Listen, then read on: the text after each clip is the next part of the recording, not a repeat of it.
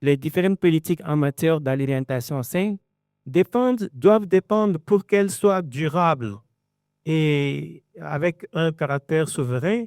Il faut que ces politiques-là se basent sur ce que nos cultures, nos sociétés font. Et ensuite, la production.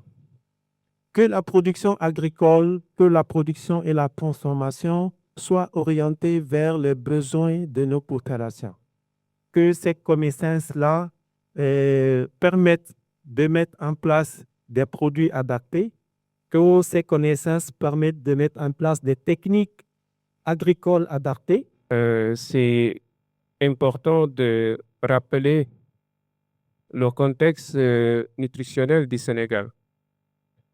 Comme vous savez, le Sénégal est aujourd'hui confronté au triple fardeau de la malnutrition, caractérisé par la coexistence de la dénutrition, des carences en micronutriments et l'augmentation des maladies non transmissibles liées à l'alimentation telles que le diabète et l'hypertension artérielle.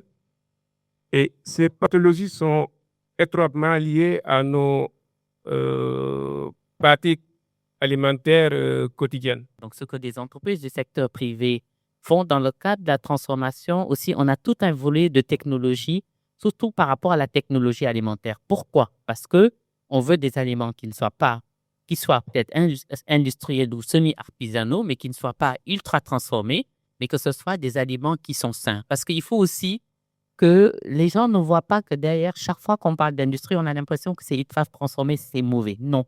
On peut avoir des technologies qui sont bien et qui permettent de pouvoir produire un aliment sain. Et je pense que ça, c'est un rôle du secteur privé. Ce que Tress a fait, il le fait très bien. C'est ce qu'on appelle la recherche fondamentale, des avancées scientifiques. Et parmi ces deux-là, on a deux jalons ici. Nous avons la table des nutriments et nous avons un livre de recettes. C'est parfait. Qu'est-ce qu'on fait après? Moi, je suis spécialisé dans la recherche d'action qu'on appelle la recherche appliquée. C'est une fois qu'ils ont fait leur travail, là, c'est bon. Moi, je le prends, j'essaie de voir comment, maintenant, on va avoir un impact social. Aujourd'hui, on fait face également au changement climatique. Tout à l'heure, le professeur parlait de la culture du blé. Je ne suis pas pour répondre, c'est pas pour répondre à la question qu'il a posée.